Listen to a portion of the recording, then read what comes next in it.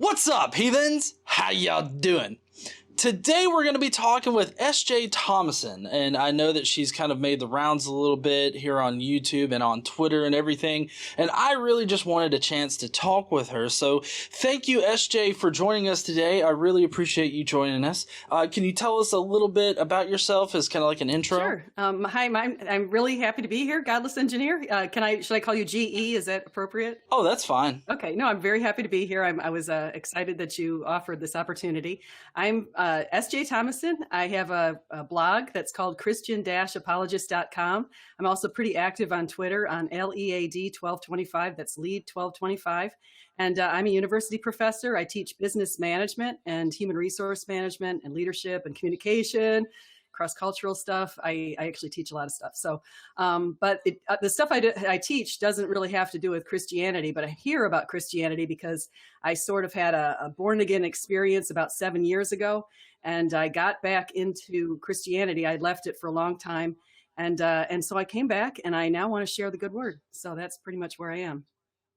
Okay. Well, heathens, if you're interested in this discussion, please stay tuned.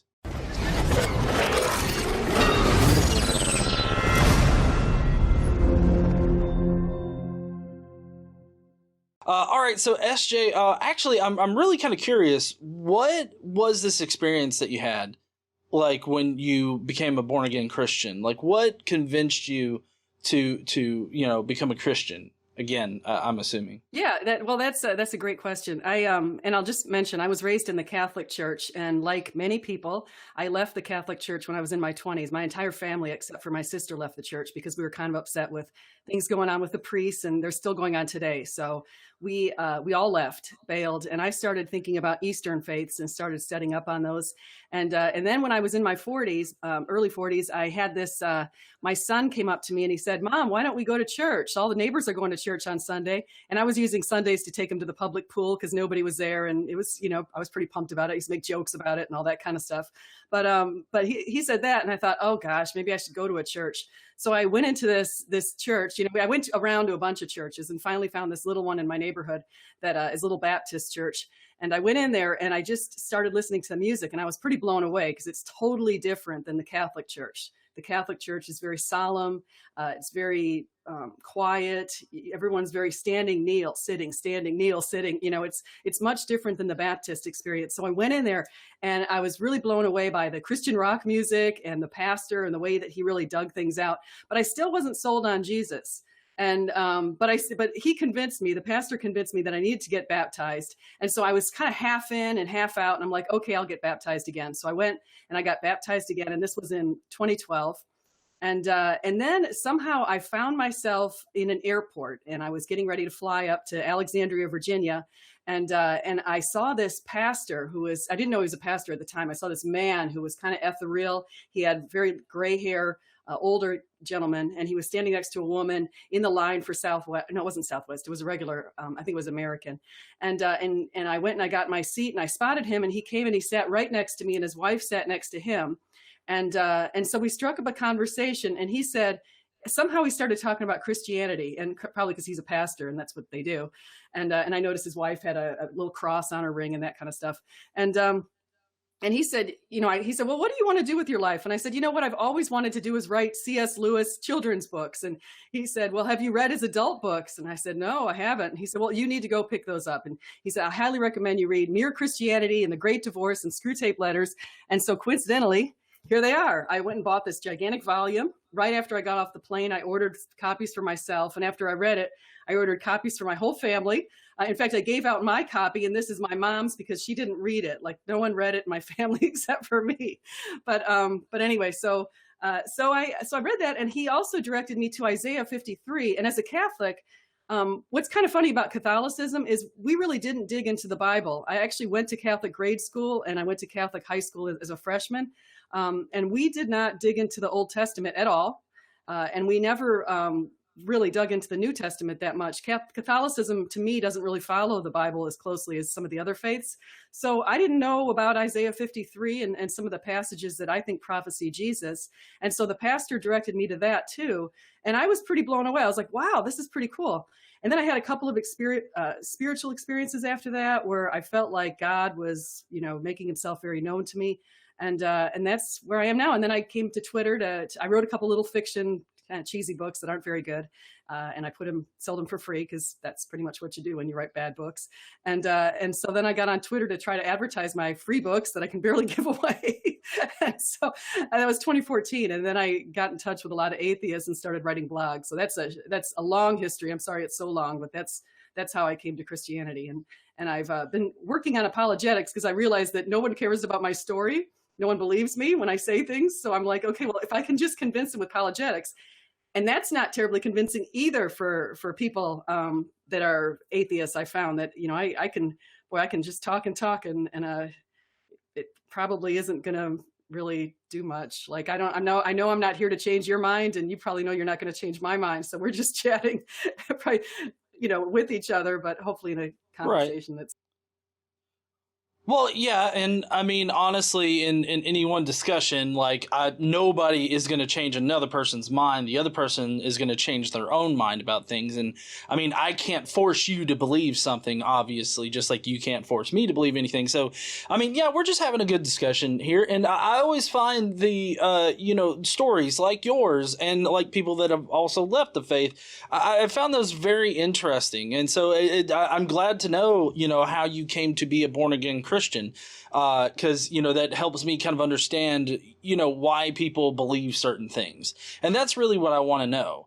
And just like with me wanting to know like why you believe Jesus actually existed, like what evidence do you have? And that's actually a pretty good lead in your story with the C.S. Lewis and Isaiah 53 and everything. So what is your best evidence that Jesus like existed and resurrected and stuff?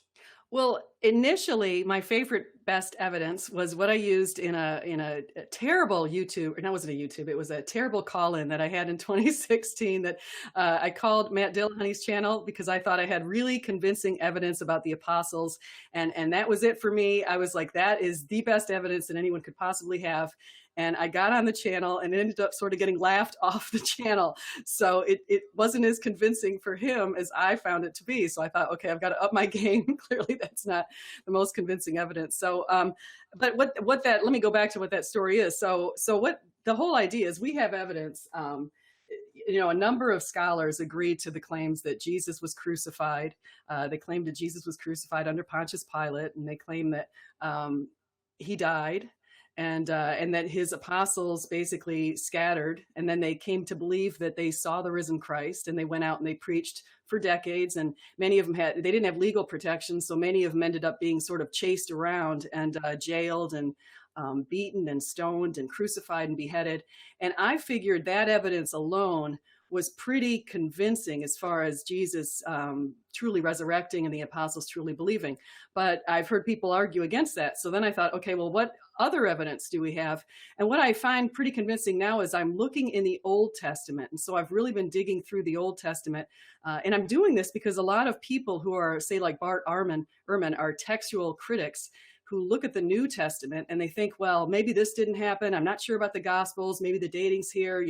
Who wrote the Gospels? Who are they attributed to? That kind of thing. So I thought, well, let me just look at the Old Testament. And I wanted to look at that because we have the Dead Sea Scrolls that were written at least 100 years before the New Testament and Jesus came about. So in the Old Testament, we have things like Isaiah 53 that says something like, he was pierced for our transgressions. We have Psalm 22 that also speaks of the piercing. And we even have Zechariah 11:12 that also speaks to the piercing. So I think that's pretty convincing. In Isaiah 53, it also speaks of the resurrection and the new life that Jesus would have. And so those are just 3 of 330 prophecies that I think are very convincing in the Old Testament. But the most convincing, there's about 70 of them that are really amazing, that'll sort of blow you away. Daniel 9, for example, gives us the exact date that Jesus was going to ride on the donkey, see your king coming to you lowly and on a donkey. that's Zechariah 9:9. That was predicted by Daniel in 9. Malachi 3 basically told us that before the second temple is destroyed, the Messiah would appear. And Daniel also, because of the see your king coming to you, which happened on March 30th of 33, he also portended the date of Jesus' crucifixion, which was on April 3rd of 33. So a lot of this stuff, we've actually got some pretty good evidence in the Old Testament pointing not only to Jesus himself, the Savior, they point to his characteristics as a servant and as humble. They point to the fact that he's king of the Jews. They point to his line, where he came from, and his genealogy. And if you look in the book of Matthew, for example, it'll go from Joseph's line. And if you look at the book of Luke, it'll lead from Mary's line. So we've even got the genealogy. So we have a lot of stuff that points to Jesus. And so I'm pretty excited about that. I think the Old Testament's a pretty good way to show Jesus. And I think the Old Testament gave us a lot of evidence that Jesus was coming. And I think he fulfilled all of that. Okay. Would it be correct to say that your best evidence is the prophecies, or are the prophecies that are in the Old Testament? I would say, well, actually, let me give you two best evidence. Prophecies is right there. I mean, I think the prophecies I've been studying that in the last 6 months or so pretty heavily. And I'd say that's right up there. But another one is just looking at Jesus himself and what kind of a person he was. He wasn't what people expected. They expected this warrior king who was going to come like the other gods who were, like Hercules, big strong guy who was going to basically conquer Rome and do all kinds of stuff. And instead what happened is we had this sort of lowly carpenter who was raised in very humble situation and had a group of fishermen and a tent maker and those sort of people following him, tax collector, some of the lower lives. He even hung out with a prostitute and let this woman who washes feet, and he did all this kind of stuff that was hanging out with the lower level people in the world instead of the higher level people. So he did everything against what they would have expected of a god.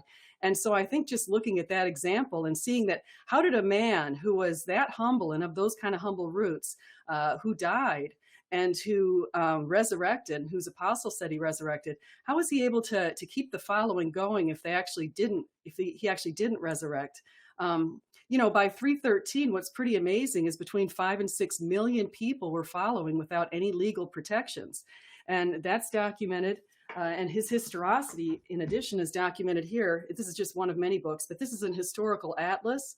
It's written by a person called Jeffrey Walrow. He has 40 different authors in here from universities all around the globe. And in here, he actually spells out some of the details surrounding Christianity. And he says right in this book, basically, it says right here, despite persecutions for the next 150 years, the new Christian church spread into France, Spain, North Africa, and Mesopotamia. The once small sect devoted to Jesus Christ grew to between 5 and 6 million by 300. By 350, the number of Christians in the Roman Empire was over 33 million, and Christianity had become a universal religion. So I look at that, and I look back at Acts 5, and I look at Gamaliel, and what Gamaliel said in Acts 5. He basically was, he is the person who taught Paul, the Apostle Paul. He is a Pharisee. And the Pharisees had captured Peter and another apostle, and they were getting ready to persecute him and to maybe imprison him. And Gamaliel said, listen, let's look at all the previous people who've shown up who've claimed to be the Messiah. I mean, if they look back in the past, about 50 people claimed to be the Messiah. Not one of them claimed to fulfill prophecies, though, but about 50 claimed to be the Messiah. And he said, in every single case, their situations have died out after the Messiah, the claimed Messiah, died out. But he said, if this is the true faith of Christianity, if this Christ, the way they called it back then, they said, if the way is true, leave these men alone, because if it's true and God's behind it, you won't be able to stop them. And it's evidenced when you look at what happened over the next few centuries, despite any legal protections. It's really pretty amazing. Okay. So you said a lot there. And I've been making notes. I wasn't like trying to disrespect you or anything. But okay. So now, one thing that I want to touch on real quick is this idea that not like the Jews were expecting a warrior king. So does that mean, like you say later that there were 50 other messiahs that came before that? Does that mean that these other false messiahs never presented as warrior king? I haven't studied all the false messiahs. I actually just heard that today from Josh McDowell. I was actually listening to a video and I posted it, that he said that around 50 different men claimed to be Messiah around Jesus's time. Now, I don't know if they came before or after or during. I'm not exactly sure. I know that somehow during this period of time in ancient times, about 50 people claimed to be the Messiah, and none of them came in great power. No, they all came, but they some of them had what they, sorcery sorts of powers. Right. Wait, so are you saying that you think they actually had the sorcery kind of powers, or that they just claimed that they did? Well, I think some people can do magic tricks too. So it could have just been magic tricks and illusions. Oh, okay. So you mean more misdirection, not like actual magic. Yeah, that's what I'm thinking. I mean, I could be wrong. I would my suspicion is the people who claim to be the Messiah but weren't the Messiah maybe were able to do some pretty good magic tricks. Like David Blaine. If you've ever watched him, there's some people who could do some pretty cool stuff, and we still don't know. I don't know how David Blaine levitates. I can't figure it out. I watched that guy. I'm like, how the hell? But Jesus did actual magic tricks, like actual supernatural acts. Yes. The fact that he came back from the dead to me is the biggest supernatural act that can possibly be done after 3 days. Well, I mean, to be honest, in the Christian theology, that wasn't all that special, was it? Because Jesus did it for Lazarus, and he also did it for another widow. I believe it's I can't remember if it's in the Old Testament or not, the widow of Nain. Yeah. I don't know if that's the Old Testament or if that's the New Testament, but there's widows both in the Old Testament and the New Testament that have sons that were risen from the dead. You're correct. In the Christian faith, the Christian Lord has brought back people to life, and it's not just Jesus. So there were other people, but they didn't come back to life claiming to be God, and they all eventually died. So that's the difference. Well, yeah, I wasn't trying to suggest that they did come back trying to proclaim to be God or anything. Just the mere act of raising from the dead has happened before in the Bible. Exactly. You agree, exactly. Right? Yeah, it happened. You're right. In the Old Testament and in the New Testament. You're correct. Okay. Well, so going back to the warrior kings thing, have you heard of the Egyptian? I've heard of Egyptians. What do you mean, have I heard of? No, not Egyptians. In Josephus, prior to the Testimonium Flavianum, he mentions how there was this one particular warrior Messiah that came in and was trying to take over Jerusalem to fulfill a prophecy. And he actually did it in a way that is prophesized in the Old Testament. So I have to contest you on the idea that none of these warrior kings or whatnot were trying to fulfill prophecy or proclaim to fulfill prophecy. Like, for instance, the Egyptian in Josephus came in from the Mount of Olives, like on the side of Jerusalem that was from the Mount of Olives, just like Jesus did, when he made his entrance into Jerusalem.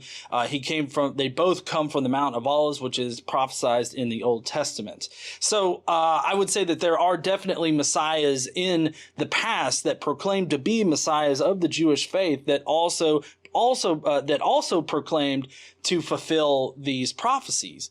So, I mean, what do you have to say about that? That's a really good point, because that reminds me of something. So the question, I guess, is how many prophecies did they fulfill? Because there's some estimates that if you fulfill one prophecy, you look at the chances of that. Now, there's a mathematician, and I just posted his name, and it's a funny name, and now I'm forgetting what it is for some reason. But he estimated what the chances were to fulfill, say, 8 prophecies that were listed in the Old Testament, 8 of the significant prophecies. And he said that chances were 1 in 10 to the 17th power. And so they estimated what that would be, and they said that if you filled 2 foot worth of silver dollars over the entire state of Texas, you get an idea of what 1 in 10 to the 17th power would be. And then they looked at, well, what would 40 prophecies, if you fulfilled 40 prophecies, and they said that was 1 in 10 to the 157th power. So it's pretty significant. So if someone came and they fulfilled 1 prophecy, like they said, hey, I was born in Bethlehem, it was like, that's wonderful. Is that the only prophecy you fulfilled? And no, not only was I born in Bethlehem, but I did X, X, X, X, just keep going down the line. So when you fulfill a bunch of prophecies, I think that speaks to where we with Jesus. And actually, you got a good point, because when I heard Josh McDowell's video, he didn't really mention this whole thing about them fulfilling other prophecies. And I have to be honest, I have to look into that in some detail onto exactly what these people did. Okay. Yeah, no, I would really appreciate it if you did, and you let me know what you think about all those previous messiahs, because those are kind of important, at least to my particular case of his, of the mythicist view. But now you're talking about fulfilling all of these prophecies, and I have to ask, does any one gospel fulfill all of the prophecies that are supposedly told about Jesus in the Old Testament? Wait, say it again. Does anyone? My dog barked. I'm sorry. Does anyone? No. Does any one gospel fulfill all the prophecies about Jesus in the Old Testament? I think it's the combination of all the gospels. I can't say any one of them fulfills all of them. I'd have to go and look. That's a good question. I'm not sure if one of them fulfills all 330. I suspect that you'd probably need all 4 of them for some reason. Okay.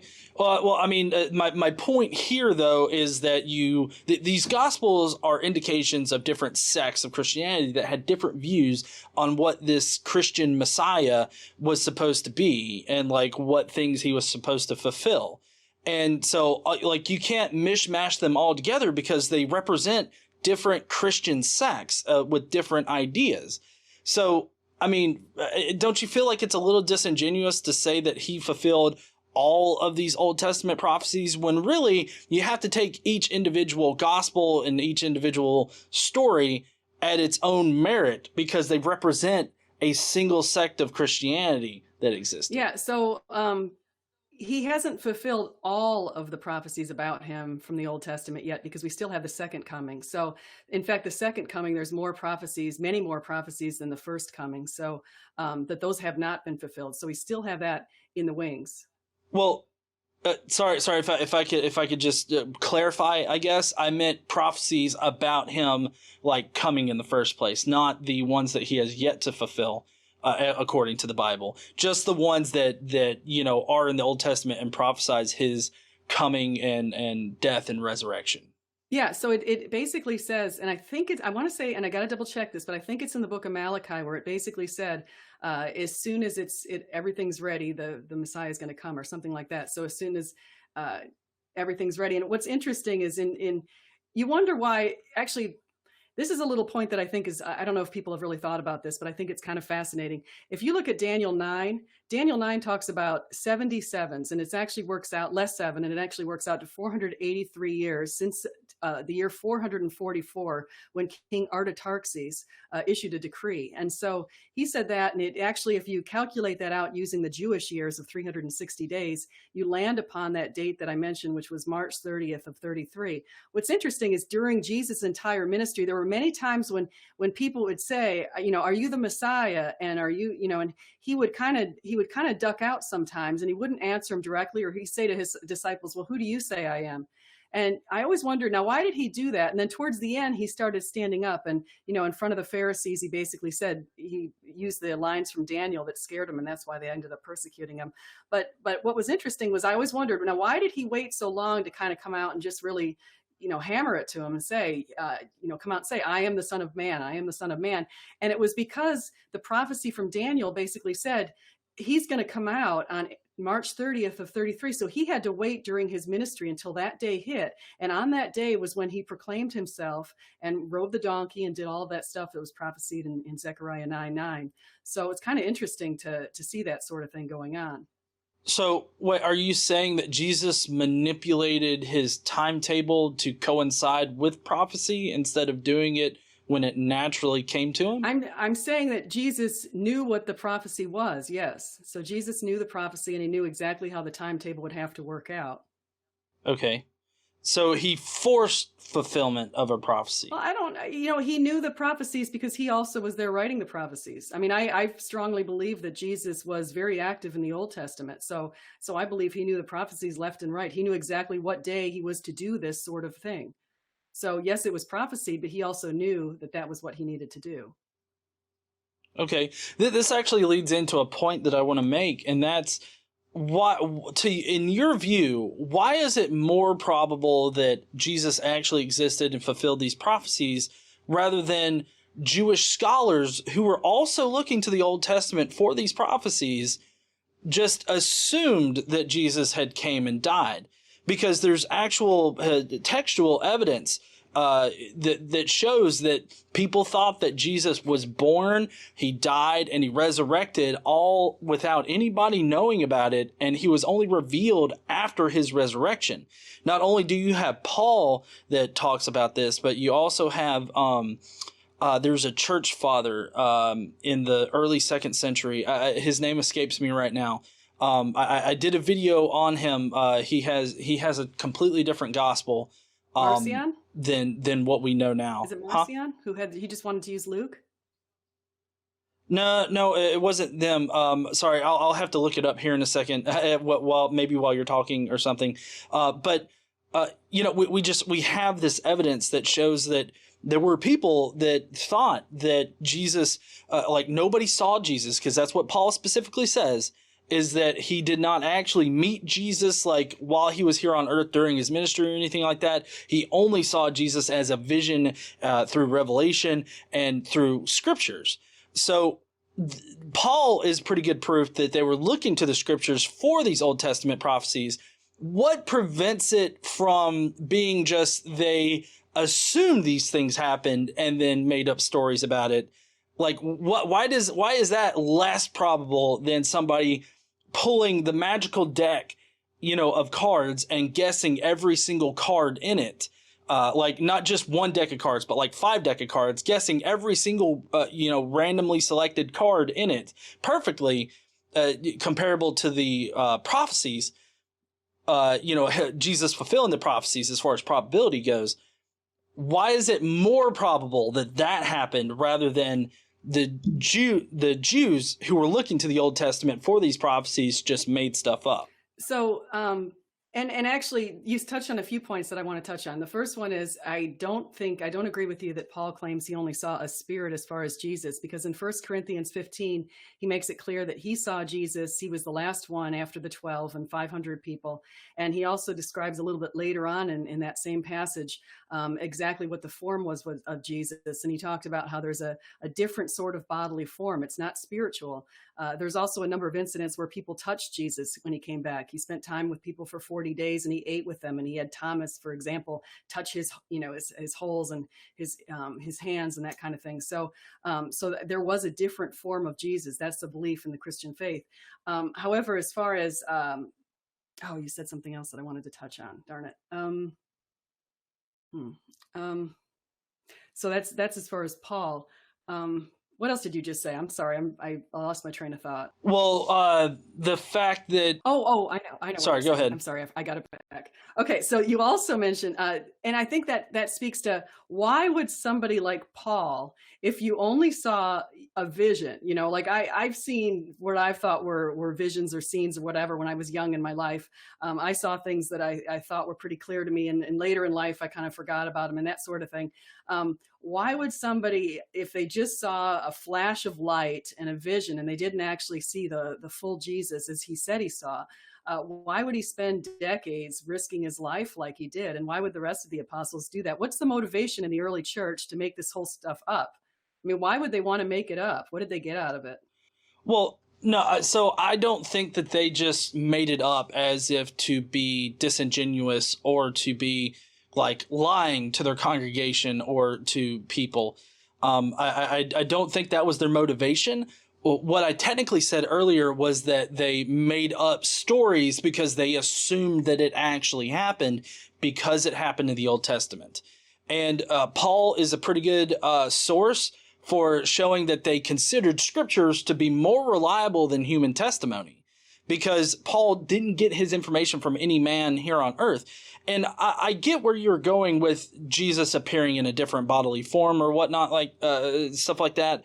But I mean, there have been several instances of people in the past saying that ghosts have done like physical things, or they have, physically touched or talked to a ghost or whatnot. So I still feel like these visions of Jesus, however real they might have been to Paul, were still ultimately visions of a person that was supposedly dead. And so, I mean, that makes it kind of that pushes it into the realm of hallucination, or maybe Paul felt like he had a vision of Jesus or something like that. I don't know what Paul actually witnessed, but I'm just saying that he was looking to these scriptures. And actually, the person that I was mentioning earlier is Ignatius of Antioch.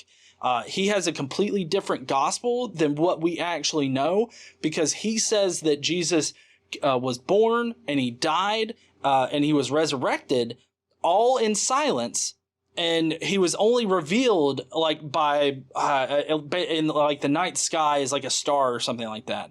So I mean, we have evidence to suggest that people thought that Jesus was completely unknown in his time.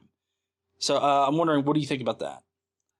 You know what I wanted to do, and I've been thinking about doing this with you for a long time. I thought about how see, I really don't have a full grasp on the whole mythicist view. And so what I was hoping to do is if we did a little exercise on a timetable. Would that be okay if we talked about a timetable?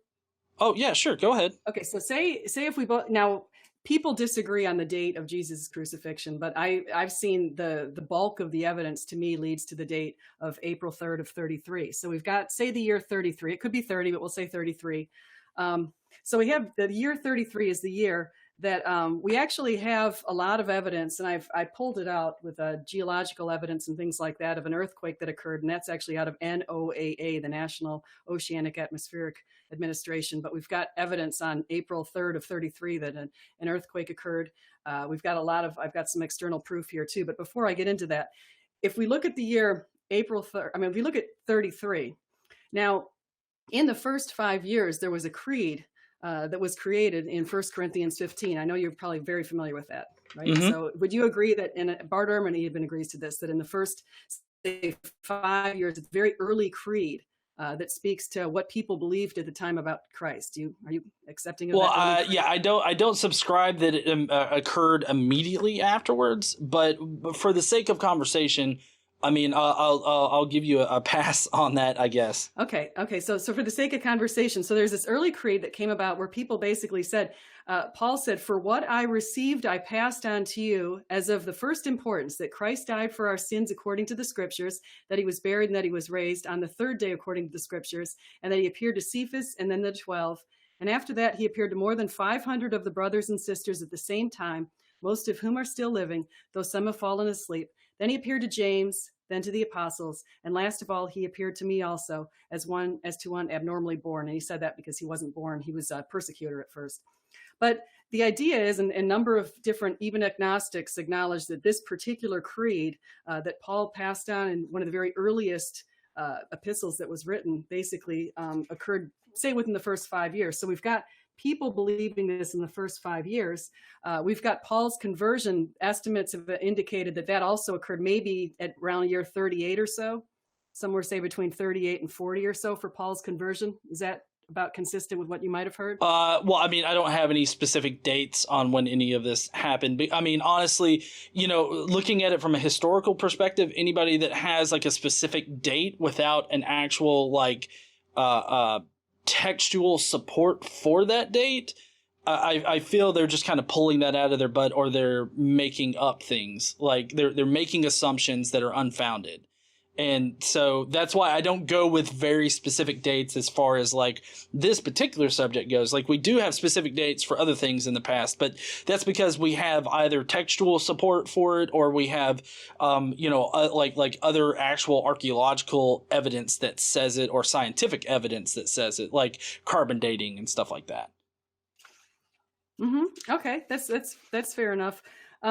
But so we do have, here's what we have. We have, hold on just 1 second. I want to get one more thing. Where did I put it? Oh, there it is. Okay. So what we do have that gives us a specific date is we know that they've found evidence in archaeology. They found evidence of the Nazarene decree, they called it. And they know that Claudius, the emperor of Rome, who was ruling from 41 to 55, he issued a decree in which he stated that anyone found digging up a body would face capital punishment. So he said this sometime between the year 41 and 55 after Jesus died. The Nazarene decree came about, and they've dug that up archaeologically. They dug it up in 1878. They've actually got evidence of this decree. And so what that indicates is, why would a person be so concerned about people digging up a body had not the Jews and the world been torn upside down? Basically, it said that the world was torn upside down due to the apostles because of what they were doing. That's why they were chasing Paul around. That's why the apostles themselves were being persecuted. If we've got, we look at the book of Acts and we find out Stephen was stoned pretty quickly after Jesus resurrected. We also know in the book of Acts, James, the brother of John, was also martyred. So we've got two people who were martyred.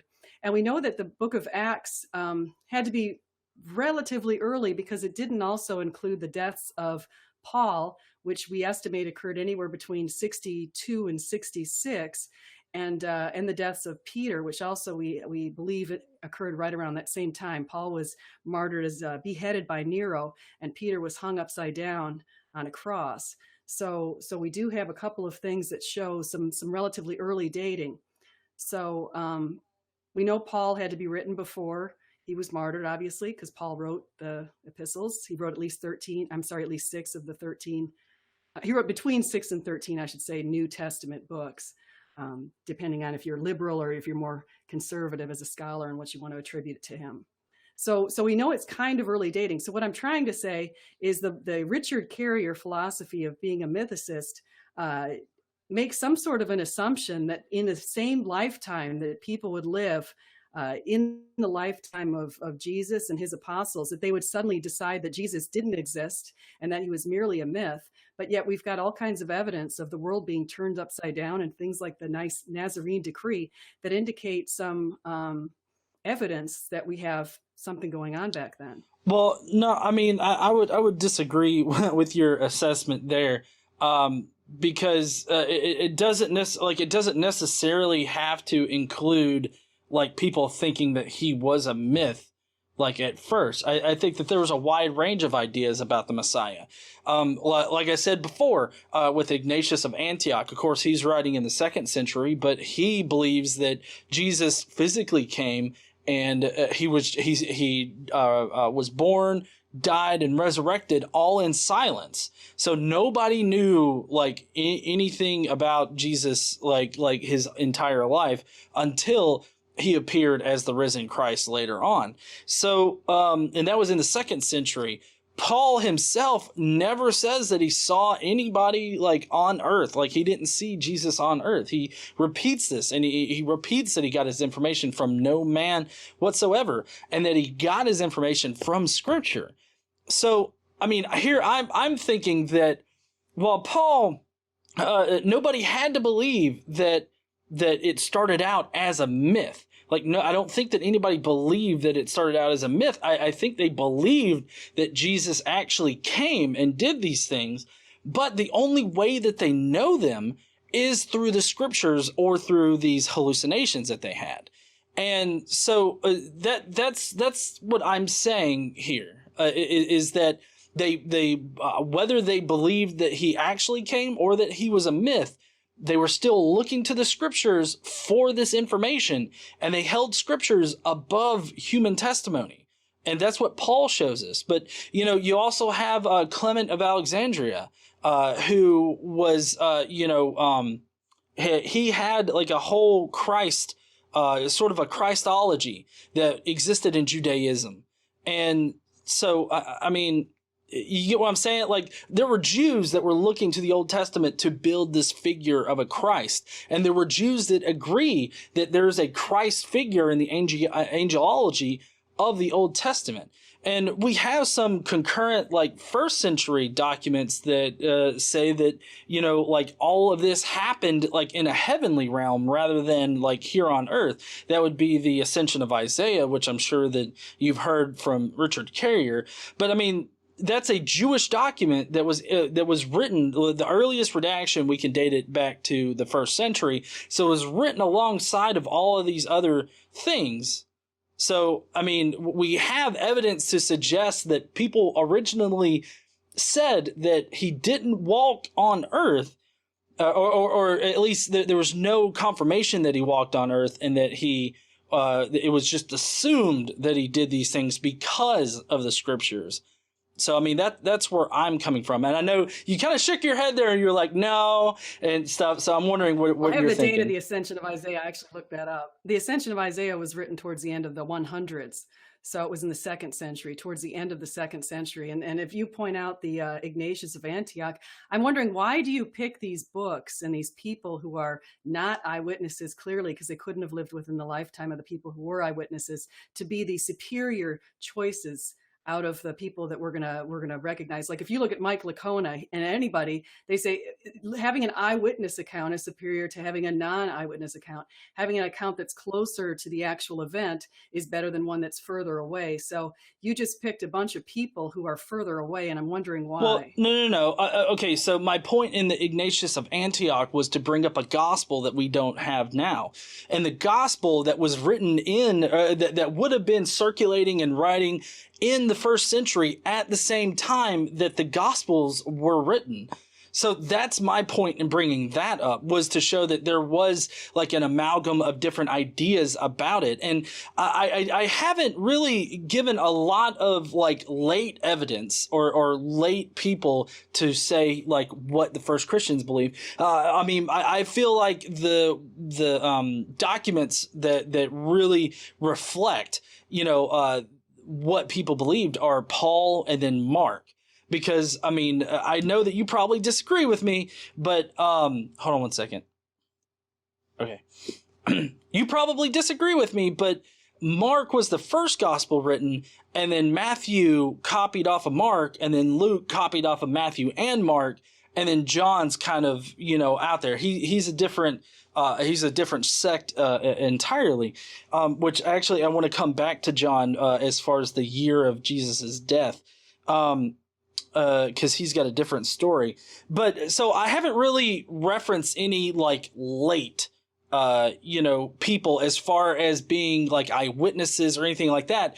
What I've been describing is the amalgam of different Christian ideas about the Messiah in the 1st century, 1st century and early 2nd century, and showing how diverse they are, and showing how there were people that thought that Jesus didn't walk on earth. And I feel like the community that was producing these gospels and these ideas and whatnot are reflective of what the 1st century Christians thought. Well, the Jewish Christians, because they started out as Jewish Christians and then they morphed into pure Christians, you could say. So I'm not bringing up like late people as eyewitnesses or using them as better representations. I'm trying to use 1st century information to describe the different views of Christ in the 1st century.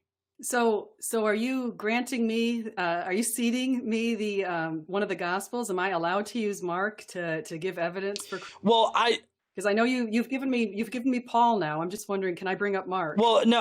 I mean, you can bring up Mark. You can bring up any of the Gospels, but I mean, I can explain to you why they're not good evidence. Like, for instance, Mark is obviously influenced by Paul. So, in historical research or in historical criticism or whatnot, if you have material that predates whatever source you're using, then that source can be influenced by that document or that idea that predates it.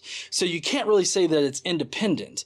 Now, the thing with Mark is that Mark heavily uses the scriptures in order to support its ideas and its events about Jesus. So I know that you already stand on prophecy, but I consider prophecy to be less probable than natural events. So like, I feel like the natural event of Jews looking to the Old Testament, to their own theology, and coming up with these stories about Jesus is way more probable than Jesus fulfilling a prophecy, because of the nature of prophecies being supernatural, and they're inherently less likely to happen than anything else. So I want to go to I want to first actually, let me first go back to the prophecies.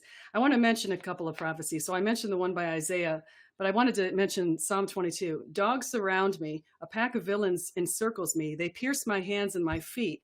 All my bones are on display. People stare and gloat over me. They divide my clothes among them. and cast lots for my garment. In Zechariah 12:10, it says, and I will pour out on the house of David and the inhabitants of Jerusalem a spirit of grace and supplication. They will look on me, the one they have pierced, and they will mourn for him as one mourns only for an only child, and grieve bitterly for him as one grieves for a firstborn son. Now, Psalms, we know, was written around 1000 BC. And what's pretty interesting about that is Romans did not have crucifixions. They didn't use the crucifixion until 200 BC. So the idea of saying you pierced hands and feet is pretty prescient when you really think about it. How did the Psalms and how did they realize that the type of death that the Savior would bear would be something that's equivalent to a crucifixion with piercing hands and feet, when crucifixions weren't even being used prior to 200 BC by the Romans?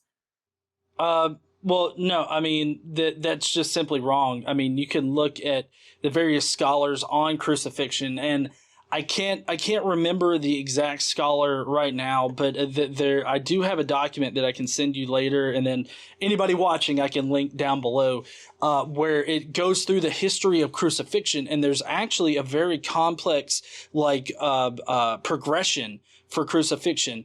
So piercing the hands and feet are not specific to like Roman crucifixion. So prior to that, you had the crux simplex. Have you ever heard of that?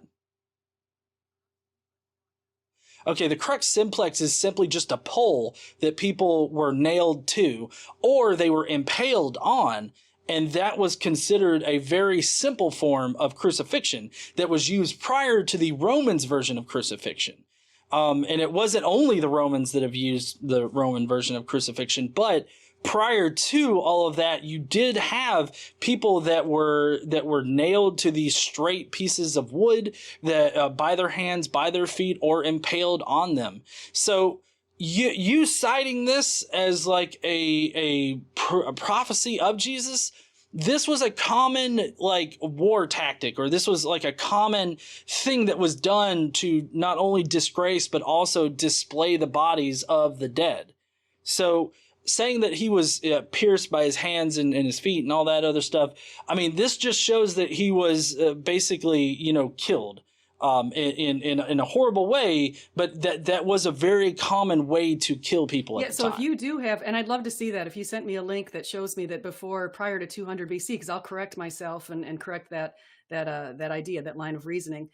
If you have that evidence. Well, to be specific, you have to understand how things like evolve over time, because crucifixion isn't only the cross.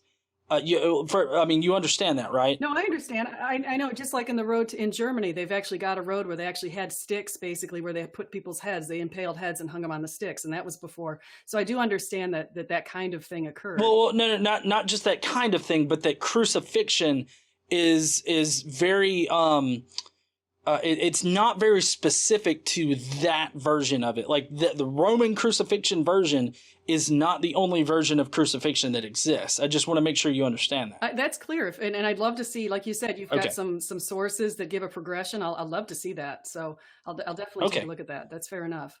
No, yeah, I can get that to you. If not today, I can get it to you soon. But so I mean, I'll just contest you on that being a prophecy, because when you rattle off these prophecies to me, I just think of Miss Cleo on the phone telling me that I'm going to have a bad day tomorrow or something. Like they don't seem specific enough that that it's just comparable to like Nostradamus or Miss Cleo.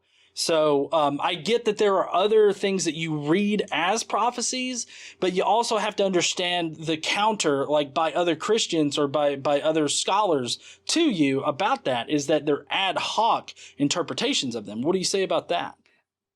Or post hoc. Well, that would be and actually you remind me of something. For the last at least probably 4 months right now, I've gone to the Bible, and I have this weird little habit where I like to say a prayer and flip it open and see what page I land on. And lately, and I pointed this out a bunch of times on Twitter because it's getting to the point of being weird, and I don't have any reason for this particular page to keep opening, but I keep opening up to Luke 24, and Luke 24 is the road to Emmaus. And in the road to Emmaus, there were a lot of people who were walking around after Jesus' resurrection. And there were a couple of people walking around at that point, Cleopas and somebody else. And they were walking, and they're walking along, and suddenly Jesus came upon them. And Jesus said something like, "Why are you so upset?" And they said, "Well, haven't you heard what happened?" And, the women found this empty tomb. They reported it to us. They didn't know what was going on. And so Jesus basically opened their eyes to the Old Testament. And so a lot of that speaks to the idea that these early Christians and these early people weren't terribly aware of all of the connections that the Old Testament and the New Testament and the way they were put together. So Stephen made that very clear to them in Acts just before he was stoned. He put a lot of connections from the Old Testament to New Testament. Paul wrote a lot of connections. Matthew wrote a ton of connections through the Gospels. But in the road to Emmaus, it kind of gives us a lesson that, hey, a lot of people really didn't understand during Jesus' time exactly what was happening. When he said, if you kill this temple, I'm going to raise it up in 3 days, no one knew what he was talking about. And that was one of the reasons the Jews started going after him, because they thought he was going to go after the temple, the second temple that was in Jerusalem. They didn't know that meant he was talking about his body. So my point is I'm saying a lot of people, one, didn't really understand what was going on back then and didn't connect the scriptures. Number two, they had no motivation to bring back a body and to claim Jesus actually came back to life. If he actually didn't come back to life, there's no motivation, because they were being chased around and persecuted pretty heavily over the first few decades. There was no reason to make this whole lie up. Why would they do that? I still don't, that still isn't making sense to me. What's the theory on that? Well, but again, I actually don't know. But again, I didn't say that they were lying. I didn't say that they were lying about anything. I think that they actually believe that Jesus walked the earth, but they don't have any direct evidence. But not just because they don't have direct evidence, but they felt that scriptures were more reliable than human testimony. So they would only cite scriptures as that. And it's even evident in the Gospels that they started off, with the scriptures saying that these things happened, because like Mark says, uses the scriptures at every turn to validate what, is in the Old Testament. And even if you go to Matthew, you still see that tradition holding up, because every section of Matthew ends with a call to the scriptures saying that this is supported by scriptures. And then you're using the road to Emmaus. I don't know if I'm saying that right, but that for those of you that don't know about this particular story in the Old Testament, for those of you that don't know about this particular story in the Old Testament, two people are walking along the road and they're talking about Jesus being crucified and killed.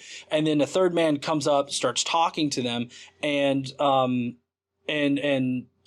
they eventually get to where they're going, and they go into a house, and then they realize who it is, and then Jesus disappears. Correct? That's right? That's correct. Okay, that's a very, very basic overview of it. But also that story has a lot of hallmarks of being a parable. You understand that, right? Like it's not a real thing that happened. No, I believe it is a real thing that happened. Okay, but I mean, you understand how it looks like a parable. I mean, you have Jesus coming up as the third man. 3 is a very important number to the Bible. He's represented as the third person that comes along. He disappears like Batman. I mean, this right here has all the hallmarks of a parable, and it even is paralleled in the book of Acts. The Acts of the Apostles. It's basically the same thing as Paul's conversion story. So I mean, you have to understand that this is not compelling evidence to me or anybody that is decent at their historical research on these things, because this is a fictional story. So I get that you think that it's real, and I'm fine with you thinking that it's real, but I would say that the textual evidence of it, all of the hallmarks of parables that are within the story, actually show that it's fictional and is not representative of anything. It's to teach a story. Because in the Bible, one of the main themes is that only through God can you do these amazing things, or can you do anything. That's pretty evident in Judges and anything before that. Like, you have to have God in order to do these things. And so that just seems to be another parable that's used to teach that. that these people didn't believe about Jesus or didn't know anything about Jesus until Jesus was revealed to them, until, Jesus reveals himself and allows them to see and all this other stuff. So, it's very, very parable-y, you have to understand. Well, I don't agree with you. We can disagree on things. I mean, I know you definitely think most of it's a fiction and a parable. So I when I think of the Bible in the New Testament, I think most of it's literal. So, but I do want to say something that you spoke to that I think is a really interesting point that you made. One thing about the Bible that's pretty fascinating is it can be read from a very simple perspective, a very surface level understanding, or you can get into a very deep understanding. It's kind of like an onion where you peel away the layers and it just keeps getting more and more interesting and more complex. And one of the things you just brought up was the number 3. And it's interesting because when you say that, you're like, yeah, on the 3rd day, Jesus resurrected. Jesus was one of 3 people on the cross. There were 3 crosses. There were a lot of different symbols in the Bible. In fact, I just looked recently and found all of the different references to the number 40 days, 40 years. I mean, it just keeps happening over and over. It's truly fantastic, really, in my mind. But that's something that I think that also I just want to speak to, that you mentioned Paul a bunch of times. And I want to make sure that you realize that Paul says he met Luke. I'm sorry, Paul traveled with Luke starting in Acts 16. He knew Peter and he knew James, the brother of Jesus, the half-brother of Jesus. So we have Paul throughout the epistles and even in the book of Acts with Luke mentioning what Paul was doing. We've got Paul also, Luke traveled with Paul. And he was the one who documented that in the book of Acts. But so we do have Paul talking about traveling with people who were contemporaries of Jesus, who knew Jesus and who are eyewitnesses. So what do you make of that when we put together this entire timeline of you saying that this whole thing is a myth? Because I'm not sure. I mean, do you mean that there was a physical person called Jesus and they built a myth around him? Or do you mean that there was no physical person called Jesus and they just made up these books about him?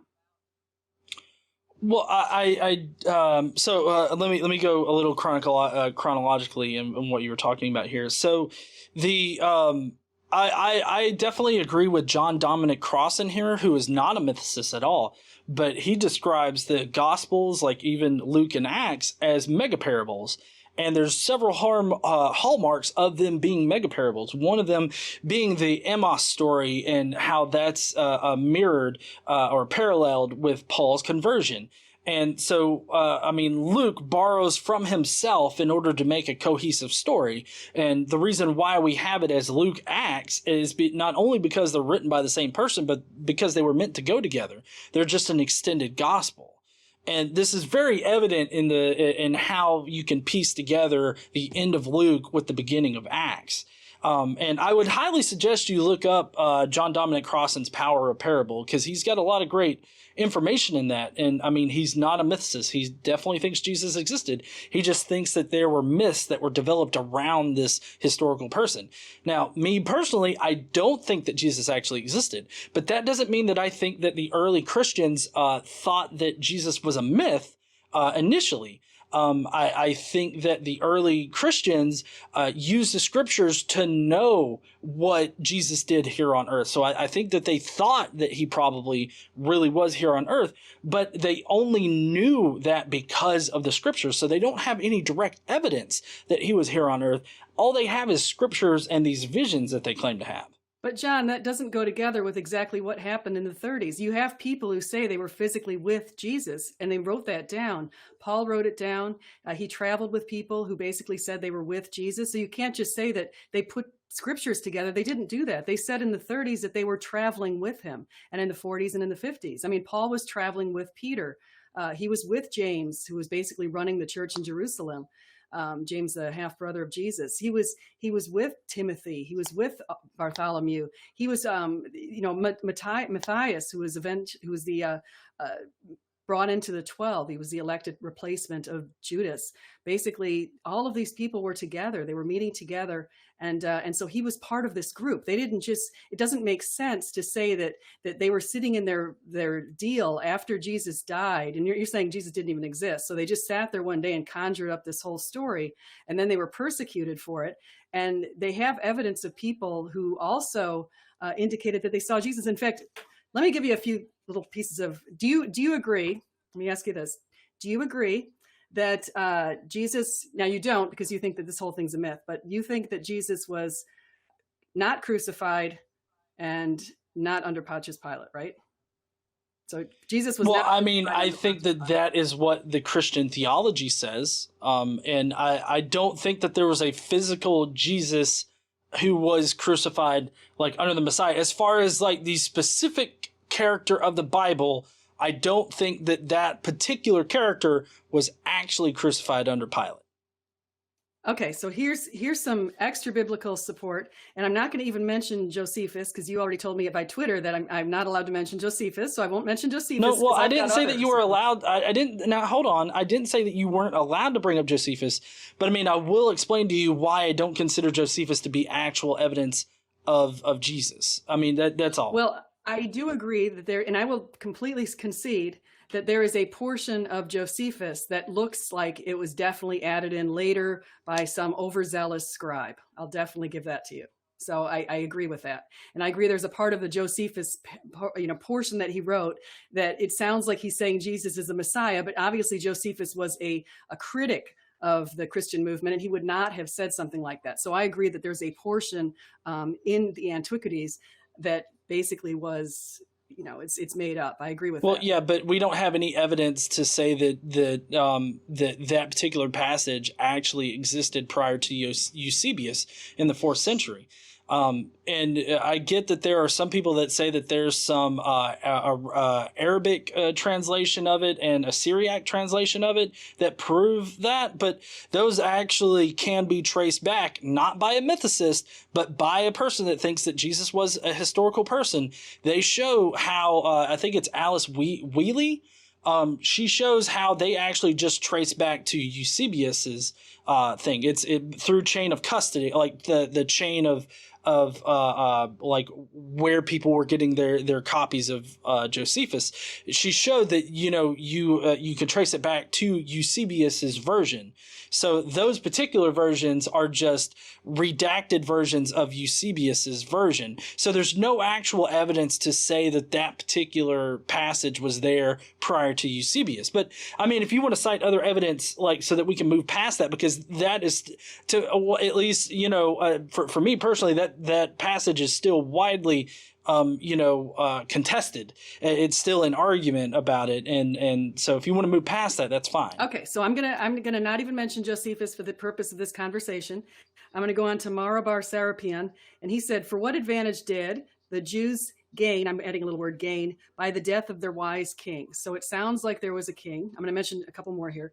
Tacitus, in his Annals in 110, he said, "Consequently, to get rid of the report, Nero fastened the guilt and inflicted the most exquisite tortures on a class hated for their abominations, called Christians by the populace. Christus, from whom the name had its origin, suffered the extreme penalty during the reign of Tiberius at the hands of one of our procurators, Pontius Pilate, and a most mischievous superstition, thus checked for the moment, again broke out not only in Judea, the first source of the evil, but even in Rome, where all things hideous and shameful from every part of the world find their center and become popular." Well, hold on. Sorry, you're kind of throwing out a lot of bits of evidence. So first, you mentioned Mara bar Serapion. He actually, in his own thing, this is Van Voorst. Have you heard of that scholar? Okay, look up Van Voorst. Crap, I can't remember the name of his book, but it's like Evidence of Jesus Outside the Bible. That's his book.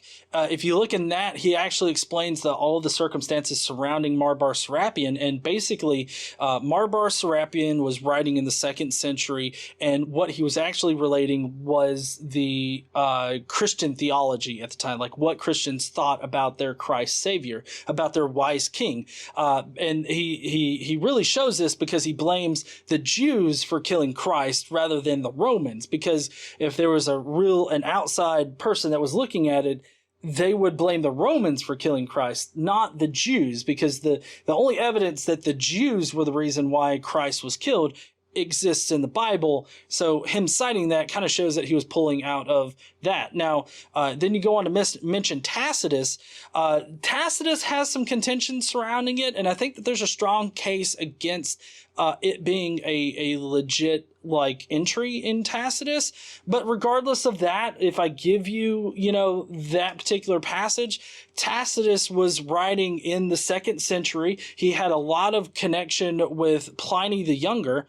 And Pliny the Younger got his information about Christians from Christians themselves. So even if that passage is actually from Tacitus and in there, I would say that just relates like what Christians thought about their Christ or their Messiah at that time. That's all that mentions. But none of them. There's no evidence that anyone said that Jesus was a myth back then. That didn't come till the 1700s. No, that's wrong. Who said before? Well, I mean, 2 Peter is a good example, and I know that we've talked about this on Twitter before, but 2 Peter mentions how there were people saying that they were cleverly devised myths. And so, I mean... No. He didn't say Christianity was a cleverly devised myth. He was speaking pagan myths. No. He was talking about Jesus and their Savior was being a cleverly devised myth, that Christians follow cleverly devised myths. No, that's not how he put it, actually. You and I have gone over this before, time and again, actually, quite a few times, where we've talked about exactly what he was talking about. That he was talking about, he said, we do not follow cleverly devised myths. And he said that right. he inferred that those myths were the pagan myths, which were prevalent at that time. I don't know about him saying that the cleverly devised myths were pagan myths. Well, that was what he was. Those were the kind of myths that were very prevalent back then. Well, yeah, but that's not what he says. He was definitely, if you look at the entire passage, in fact, I'm going to pull it up here. So it's 2 Peter 1:16. For we did not follow cleverly devised myths when we made known to you the power and coming of our Lord Jesus Christ. Exactly. But we were eyewitnesses to his majesty. That's exactly it. That's it. Yeah. Exactly. Yeah, that's it. But it's saying, like, why? Like, if I were to SJ, that's on the money. For we did not follow cleverly devised stories. Done. Well, right. Okay. SJ. If I just randomly come to you and tell you, hey, listen, I'm not following any kind of cleverly devised myths. The Bigfoot is definitely right around the corner. Like, why would I come to you just out of the blue and say that? Like, somebody would have to claim that I am following a cleverly devised myth in order for me to be like, but I'm not. Like, that's a response. I mean, you understand that that's like a responsive kind of statement, right? Well, let's follow the full, shoot, my stupid phone. Hold on. Hold on. Let's follow the full exact line here. So if we look at the full line, hopefully my phone stays up here. For we did not follow cleverly devised stories when we told you about the coming of our Lord Jesus Christ in power, but we were eyewitnesses to his majesty. We received honor and glory from God the Father when the voice came to him from the majestic glory, saying, "This is my Son, whom I love. With him I am well pleased." We ourselves heard this voice that came from heaven when we were with him on the sacred mountain. So they're saying they're not, I mean, actually, if you look at the context here and you go back and look at what these people were up against, they were going around from church to church, and they were going around, basically confronting people who were following Greek gods and following the Roman gods and other pagan beliefs. And they were basically trying to say that the pagans were following cleverly devised myths, but we're here to tell you this is the truth. Okay. I get that you're reading that into it, but that's not what it says. Like, he's being responsive here. I mean, I get that we're going to disagree on this, and those that are watching this right now can let us know what they think about it. But for me, it seems like a responsive thing that he's starting off here because they've been accused of following cleverly devised myths. And I mean, there's the whole docetic Christians that actually thought that Jesus was a myth, like right there in the 1st, 2nd century. So, I mean, you also have those people too. So, I mean, this is just evidence in the Bible of people saying that they followed, that Christians followed cleverly devised myths. So what I'm pointing out here is that... No. Docetic Christians still thought he walked the earth, though. Docetic Christians still thought he walked the earth. They just thought that they made a myth around a man who walked the earth. Okay. Well, I mean, I can't speak, to that or not. But what I'm saying is that this is evidence directly in the Bible that there were people saying prior to the 1700s that Christ was a myth, or at least people claiming like against the Christians that they were myths. I mean, okay, so let me ask you this. Do you think that the angel Gabriel actually visited the prophet Muhammad? That's a great question, because you know why? I don't think the angel Gabriel visited the prophet Muhammad. And here's why. I have a Muslim friend who was formerly Muslim and now he's a Christian. His name's Al-Akir, and I have lunch with him every so often. Really nice guy. And he was just telling me that apparently in the very early versions of the Quran with Muhammad, he says that he was visited by an evil spirit in a cave, and I think he called it a jinn. And then later on, Muhammad's sister apparently crafted the story of Gabriel, and they replaced the text with Gabriel. And that's according to a Muslim. Now, I haven't had the time or inclination or even desire to look into that, but that's the story that I was given by a Muslim, which I find pretty fascinating. Okay. Well, sticking to the Quran and everything like that, you mentioned earlier about how by 313, Christianity had grown to about 5 to 6 million people, correct? Okay. Well, Islam is growing in popularity too. Do you think that has any bearing on whether or not Islam is correct? I'm really glad you brought that up, because that is what differentiates Christianity from Islam. I've looked into Islam, and I looked at the early history of Muhammad. I haven't studied it at length. In fact, I'm trying to really follow David Wood so I can get a better handle on it. If anyone wants to follow him, he's at Acts 17. It's a fantastic channel.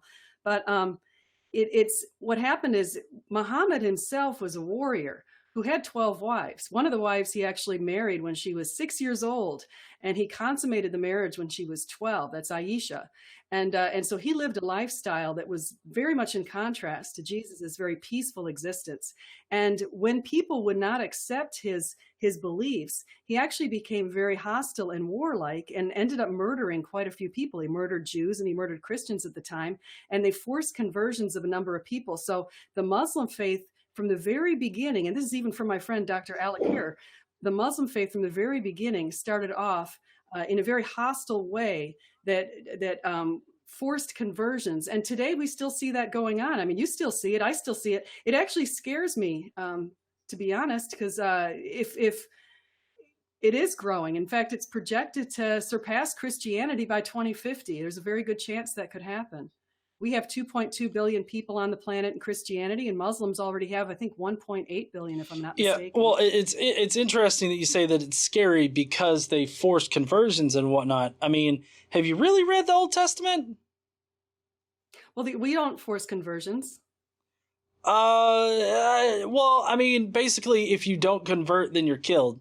I mean, it is kind of like forced conversion. I mean, in the Old Testament, you have like God ordering the Israelites to kill like 40,000 people, like men, women, children, livestock for some reason. Like, I mean, if you want to talk about a scary ass religion, Judaism, and it just seems like Islam just didn't deviate away from the violent nature of Judaism. Well, let's go into, what I think is pretty fascinating is in Isaiah 9:6, when Isaiah prophesied the coming of Jesus, he talked about the Prince of Peace. And I think that really speaks to the Christian religion. If you look at Jesus, he said, those who live by the sword will die by the sword. And actually, he was upset when Peter chopped the ear off of a soldier when Jesus was being arrested. He was upset with Peter because he said, you don't want to live by the sword, basically. And so Christianity, in the first few hundred years, was raised in very peaceful means. Well, okay, so can you remind me again, what did Jesus say he came to bring again? He came to bring a sword also, which also in that context, if you look into that though, and John, you know this, that you can't say that Jesus was not coming in peace and the Christians weren't peaceful until 313. I know you can't say that. Well, no, I mean, wait, hold on a second. The Christians were peaceful until when?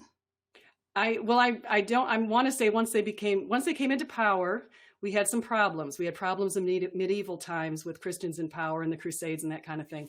But I'm just saying that up until 313, Christians had no legal protections. So they were in peace. They were known to be a very peaceful people. They got together. They even Pliny the Younger pointed out the sorts of activities that they engaged in. So they were in peace, and they were following and emulating their Savior Jesus, who is totally unlike Muhammad. Okay. Well, I mean, I just you understand that I just hear, oh well, my religion's different than this other religion. So, well, but I feel like you're saying that makes my religion more correct. I think the example of Jesus makes Christianity more correct. In fact, uh, because a few reasons, but one of the reasons is, have you heard of the person called Nabil Qureshi, who wrote a book called Seeking Allah, Finding Jesus? Have you read that book? No. He's a pretty fascinating guy. He was raised as a Muslim, and he actually, how I found out, he actually was a college roommate of David Wood, and David Wood was an atheist who actually almost killed his father. He basically tried to kill his father. He was thrown in prison, got out of prison. He's actually got sociopathic tendencies, but he got out of prison. But when he was in prison, he was with a Christian, and he was competing against this guy, and he wanted to. He was thinking at the end, about converting to Christianity. Actually, he somehow decided. Yeah, you know that like Jesus doesn't make the sociopathy go away, right? Right. No. So let me explain what happened with David Wood. Okay. So David Wood was in a college dorm, and he shared it with Nabil Qureshi. I actually didn't realize that these two were friends that way, and they got to know each other. And Nabil at this time was looking into his own faith, and he was investigating the Muslim faith, and then he was investigating Christianity. And David Wood, I think somehow the two came together, and they both became Christians, and they both went out preaching. And now Nabil has passed away, unfortunately, a few years ago, at a very young age too. But as far as David Wood, David converted and now is spreading. He's actually really going in there and investigating the Muslim faith and talking about differences between that and Christianity. But the reason why I brought Nabil up is because he, in his search for Allah, he actually just looked at the lifestyle of Jesus versus the lifestyle of Muhammad, and that alone made him lean towards Jesus. And actually, if you go to his Twitter site, you can type in Nabil Qureshi, Nabelqureshi, and you'll see his profile talks about he just looked at the lifestyle, and that alone turned him towards Jesus, which is pretty neat.